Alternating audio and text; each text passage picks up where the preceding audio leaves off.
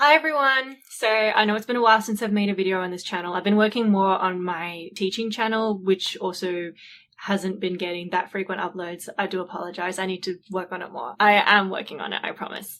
However, today I do have something to talk about. I got inspired to make this video after seeing the How to Train Your Dragon 3 The Hidden World. Now, I realize that How to Train Your Dragon 3 has received glowing reviews by critics for giving a beautiful, bittersweet ending to the trilogy that we all know and love. And I realized that by making this video, I will probably be pissing off quite a few of you who understandably enjoyed the touching farewell between their beloved characters and found that the ending was touching and deep and emotional and perfect and everything that you'd ever want to see out of a series finale. I apologize that I'm probably going to ruin that for you. What am I kidding? I'm not sorry. By the way, if you haven't seen the movie yet, I'm sorry if I already spoiled anything by my choice of words so far, but this is your last warning. This is going to be completely spoilerific, so you've been warned. Let's get right into it. So before I went to see How to Train Your Dragon 3, I tried to avoid any spoilers. I didn't even watch the trailers because when it comes to the big three animation studios, I already know that I'm probably going to enjoy what I see, so I like to just go in blind, basically. However, I did unfortunately and quite unintentionally spoil myself a few years ago when I came across this online petition, practically begging the DreamWorks team to not go with the ending that they had planned for How to Train Your Dragon 3. So, naturally, I got curious, I did a little bit of research and some digging, and I found out that despite the fact that the movie series was quite different to the book series, and yes, there were books, I realized that some of you probably didn't actually know they were based on books, though quite loosely based. But the movie makers had indicated in some interview that they'd given that despite the significant departures they'd made from the book series, they were planning on keeping essentially the same ending as the book series. And the petition I found was basically begging them not to do that. It was like, this is cliche, we've seen this before, it's tiring and, needlessly depressing. And we've seen it in Monsters, Inc., we've seen it in Toy Story 3. Must we keep rehashing these endings where growing up means you have to say goodbye to your friends in some real or metaphorical way? If you're going to dedicate 2 movies and even a spin-off TV series developing a powerful friendship between 2 characters, can you not separate them for no better reason than just for the sake of it? And the DreamWorks team was basically like, suffer. And to be honest, when I first heard about this, I also was kind of doubtful about how well they could weave in that kind of ending into the story, given how they'd already gone with the themes and the characters that they'd chosen for the first 2 movies. But at the same time, I was like, I haven't seen it, so I gotta give them a chance. Like, I shouldn't just judge something before I see it. Maybe they can build up to it really, really well, and they can kind of weave it in, and it will all make sense, and it will all work. And now I have seen it, and boy, do I hate being right all the time. As you all know, if you've seen How to Train Your Dragon 3, Hiccup and Toothless separate by the end of the movie.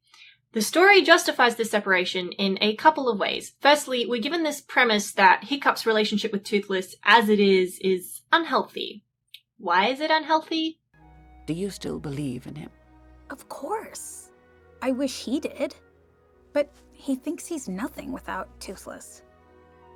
Basically, Hiccup's mom and Astrid repeatedly make comments throughout the movie that Hiccup and Toothless are too dependent on one another. And that mainly this is Hiccup's fault. Basically, Hiccup is limiting himself and Toothless by being over-reliant on his pet dragon, and they both would be better off if they could just be free to live their own lives. In Hiccup's case, that specifically means settling down and getting married and having kids. What a normal, traditional Viking chief would basically do at his age. Hiccup's bond with Toothless at this point is just getting in the way of both of them living the lives that they're supposed to lead. Gotta leave those childish attachments behind, time to grow up and be a man! In continuation of this theme, Toothless meets this female Night Fury, a Light Fury, who is gorgeous, I'll have to admit. He falls head over heels for her and somehow manages to woo her. But sadly, because of his broken tail fin, their relationship doesn't really get far off the ground. So to help a brother out, Hiccup fashions this automated tail fin mechanism thing that Toothless can operate on his own, and off he goes. And apparently he feels no need to come back to Hiccup at all, not even just for like a, hey, what's up, or anything, despite the years that they've grown up together. Honestly, I'm not sure what the writers will have us believe, but watching this scene where Hiccup discovers Toothless totally content and in his element, maybe I'm reading it wrong, but it almost seems like they're suggesting that if Hiccup hadn't gone looking for him, Toothless would have just stayed there forever. Like all those years of friendship, and Toothless is ready to let it all go for that lovely lady dragon he just met. That's totally believable and doesn't seem strange or out of character for him at all. Nope. Meanwhile, we have this villain, Grimmel the Grizzly, a dragon hunter who's got a weird vendetta against Night Furies specifically. He's not really that much different from the last villain in terms of his overall philosophy. Basically, he also scoffs at the idea of dragons deserving respect and given equal standing among humans. The only difference is that instead of enslaving all dragons, he's a bit more down to earth and just wants to kill them all instead. Hiccup decides to counter this new threat by evacuating everyone off of Berk and embarking on a search for the Hidden World, a legendary place that is meant to be some kind of dragon birthplace / sanctuary. Toothless finds it, establishes a dragon kingdom, Hiccup shows up, gets his butt kicked, Toothless has to save him, then they all get their butt kicked by Grimmel the Grizzly. Hiccup has a moment of whining and character development. Ashton reminds him again about the premise of this movie, you're a strong, independent man and you don't need no dragon. Hiccup achieves his moment of clarity, kicks Grimmel's butt, even she be impressed. And then they've won. They did it. Yeah, take that, Grimmel, in your face. In all your faces. All you haters gonna hate, but Hiccup's proven it once again that ignorance and bigotry can be fought, that peace and friendship and unity between humans and dragons are things worth fighting for, and Berk is the shining beacon of light that will always lead by example. They will never falter, they will never lose hope, and they will never let anything come between them again. Wait, what? Okay, let me get one thing clear. I totally understand if you loved the farewell scene, if you felt like it gave you all the feels and you found it really, really satisfying and emotionally. Look, I'll admit it does pack a punch. I'm not going to say that they messed up the delivery of that scene. It was good. Okay, I'll admit that. It was actually quite good. That scene and the epilogue does succeed in tugging many heartstrings. My issue with this resolution, if you couldn't tell already, is that instead of feeling like a natural progression and evolution of the core themes and messages of the past two movies, it kind of just feels like a drastic reversal of all of the positive messages that the last two movies have worked so hard to achieve. Let's take a look at the previous lessons that Hiccup learned, and by the same token that we, the audience, were supposed to take away from the last two movies. In the first movie, Hiccup is introduced as a character who is antithetical to everything that a Viking is meant to be. He isn't strong or tough or even hot-headed. Most of all, his defining character moment is when he has the chance to kill a dragon, and not just any dragon, but the unholy offspring of lightning and death itself, something that would have affirmed his identity as a real Viking warrior. And instead, he lets him go. And then he earns the dragon's trust. And through their friendship, he learns all about dragons, that not only are they benevolent creatures, but they are also sentient and intelligent, worthy of our appreciation and respect. Compared to everyone else on Berk, Hiccup is unique and unconventional in every respect, and yet it turns out that this is exactly what Berk needs. The core messages of both the first movie and the second movie is that despite their differences, despite their history of warring and conflict, man and dragon are stronger together than they are apart, and the unity between these two species is something special and beautiful and worth fighting for. This theme is emphasized in the outros of both the first and the second movie. This is Berk. A bit trampled and busted and covered in ice, but it's home. It's our home. Those who attacked us are relentless and crazy, but those who stopped them? Oh, even more so. We may be small in numbers, but we stand for something bigger than anything the world can pit against us. We are the voice of peace, and bit by bit, we will change this world. You see, we have something they don't. Oh sure, they have armies, and they have armadas, but we have our dragons!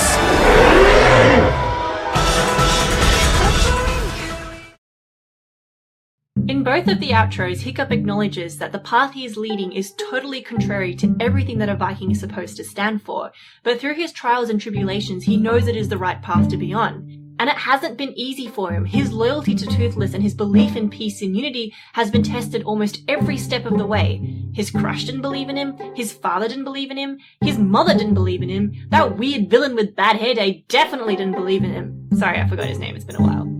The point is, Hiccup has had to prove it to everyone else over and over again that dragons are not inherently evil or inferior, and the future that he envisions for Vikings and dragons is not only an admirable dream, but an achievable one that can be attained through faith and devotion, which is a really positive, inspirational, and powerful message to deliver to the audience. Hiccup and Toothless are an inseparable duo, complementing each other and strengthening each other, physically representing the vision that Hiccup has for the future of humanity, and not even the death of Hiccup's father is ultimately enough to come between them.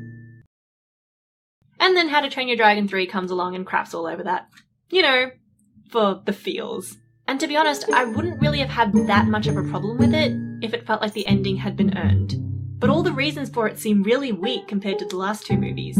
Grimmel the Grizzly didn't strike me as particularly threatening compared to the last guy. I mean, Hiccup literally lost his own father thanks to Sir Dreadlocks, and it shatters him. But he ultimately regains his conviction, and in a matter of like 10 minutes, it only brings him and Toothless closer together. Hiccup knew that the way forward wasn't going to be easy, but he was confident that not only could he and Toothless face any challenges together, that they ought to for the sake of what's right. If the loss of his father wasn't enough to ultimately sway Hiccup's moral conviction, why would this be enough?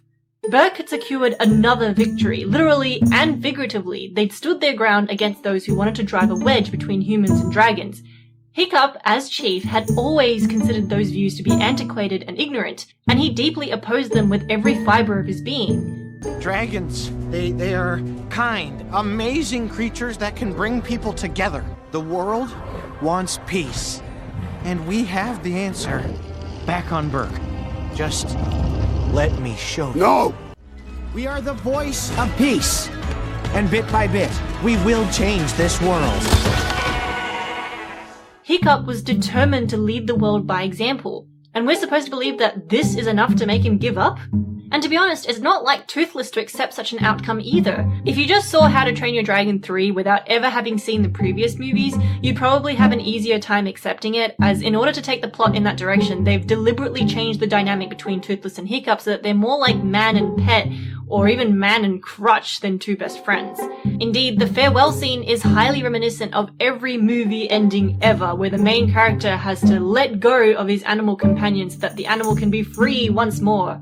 Again, if you hadn't seen the previous two movies, this kind of resolution wouldn't be so jarring, but given the established relationship dynamic between these two characters and the broader thematic implications of that relationship, this kind of resolution is frankly insulting. First of all, let's make one thing clear. Toothless never lost agency through his choice to befriend Hiccup. Now, I know some of you might be thinking, well, what about his tail?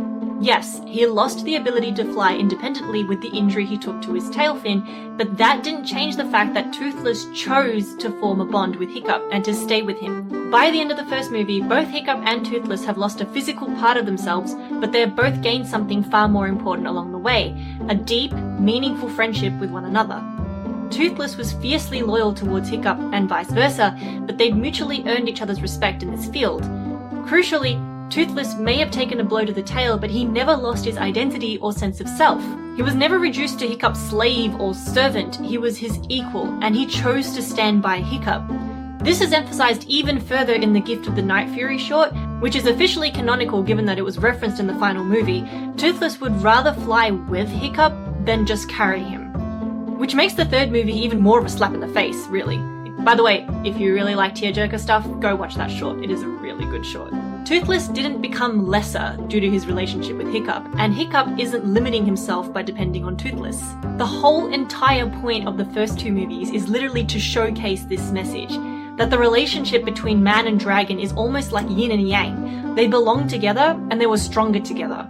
Toothless wasn't some secondary relationship for Hiccup, much less an unhealthy one.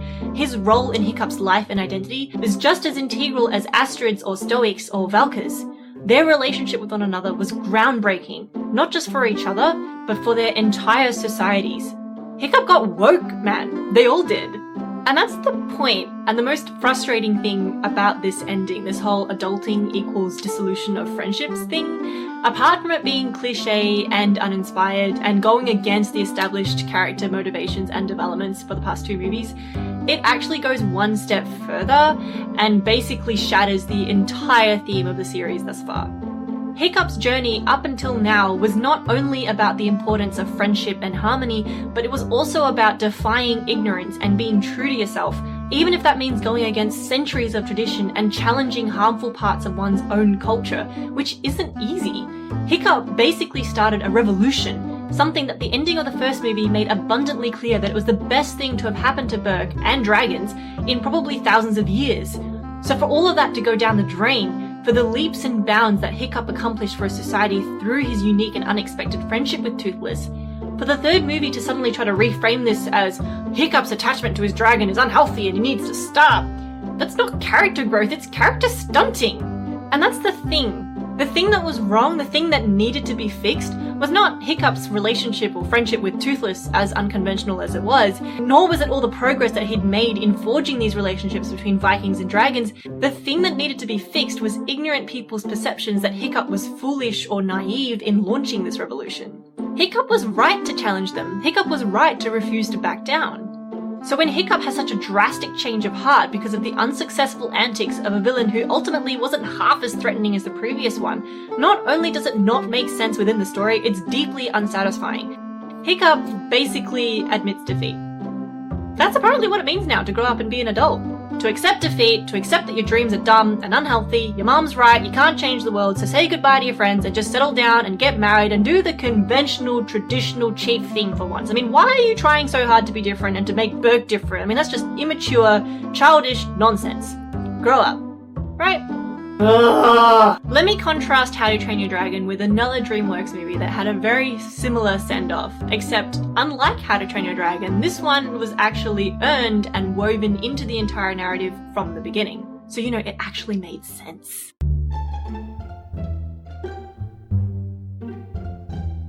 I'm talking about Spirit, which you might not have heard of. It's one of the lesser known DreamWorks movies out there, although I'll be honest, I genuinely recommend it. It has one of the most satisfying climaxes and probably the most satisfying villain arc I've ever seen in an animated movie. Legit, it gives me the chills. I highly, highly recommend it. But anyway, so Spirit is another DreamWorks movie that explores an unconventional friendship between a man and an animal, in this case a horse, and at the end of the movie they part ways and return to their respective homes. The difference is, in this movie, this sort of storyline is done right from the beginning. See, unlike How to Train Your Dragon, from the very start we are shown that Spirit, the horse, who is also our point of view character, has a home and a family that he belongs to. And the source of conflict in the story is literally driven by the fact that he is separated from this family, and he basically spends the whole movie trying to get back to them. It's almost like a Finding Nemo movie, except the whole movie is from Nemo's perspective. And even though throughout this long journey he befriends a human, an American Indian named Little Creek, who manages to earn his trust, pretty much every scene in the movie serves to emphasize that in the human world, Spirit is not truly free and is not happy. He's constantly made to bend to the will of others, and it's safe to say that his agency is often stripped completely away from him. Even his friendship with Little Creek doesn't truly make up for this, and it shows. Literally, the entire plot of the movie started because Spirit went against his animal instincts and decided to approach humans, and it was this decision that messed everything up and was the beginning and the cause of all of his problems. And while it's clear that he and Little Creek genuinely care about each other and share a level of respect, the whole point of the movie is that he can't stay with humans long term, because even in the best case scenario, he's still not on equal footing with them and is not happy, and the life of Little Creek and his tribe would mean sacrificing far too much of not just his freedom, but of his core identity. Friends or not, Spirit would never stay with humans by choice. It's simply not who he is, and eventually Little Creek realizes and accepts this. And that's why this sort of ending works for Spirit, and not for How to Train Your Dragon. Spirit was a shadow of himself in every respect whenever he was forced to be around humans, whereas for How to Train Your Dragon, it was the opposite. Hiccup and Toothless were shadows of themselves whenever they were forced apart, and indeed Burke itself was a fraction of what it ultimately became when Hiccup led them to welcome dragons into their midst. And it's important to note that the very first villain that threatened everyone's existence, the Red Death, was not defeated until humans and dragons teamed up and took her down together. Unlike the premise of Spirit, when humans and dragons were working together and living together in harmony, they always brought the best out of each other. The only time this ended up changing was when the plot required it to, because Dean DeBlois, sorry if I'm pronouncing his name wrong, always wanted to tie in the movie's ending with the book's ending. That's literally it. That's why none of it makes any sense. That's why when you actually examine it closely, when you actually look at the character motivations and developments, and the fact that the core messages of the first two movies have just gone flying out the window in the final installment, instead of the characters driving the plot, this time it's the plot driving the characters.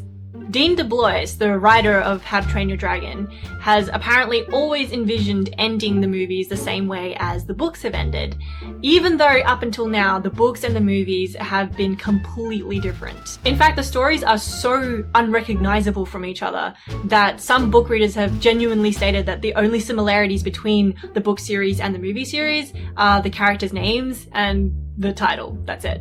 And I'm sorry, but if the movie adaptation is so different to the books that it's basically its own story, which it is, then it deserves its own ending that fits the given narrative and the core themes. To try to shoehorn the book's ending into the movies, which I haven't checked but I really doubt that the author cares, to be honest, means that instead of allowing the characters to lead the story so that the progression feels natural and the storyline is cohesive, you end up forcing the main characters to completely change course and backtrack on everything that they ever stood for, just because you have a specific ending in mind that isn't where the story has been heading at all. Just why would you ruin a story like that? Why? Burke is more than this place. We are Burke, the people, the dragons. I say Burke is wherever we go. To be honest, I genuinely don't understand why Hiccup couldn't join the dragons in the hidden world, and same with the rest of Burke. I mean, yeah, I know that it's meant to be a dragon sanctuary, no humans allowed, blah blah blah, but that would only make it work better, in my opinion. I mean, if you think about it, having the Burkians make a home for themselves in the hidden world would be a beautiful parallel and throwback to the first movie.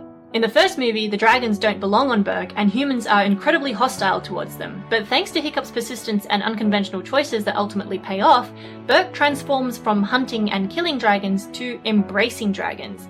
Now we're given the opposite scenario. Toothless has founded or assumed leadership of a great colony of dragons in the hidden world where humans don't belong, and the dragons react with incredible hostility towards humans.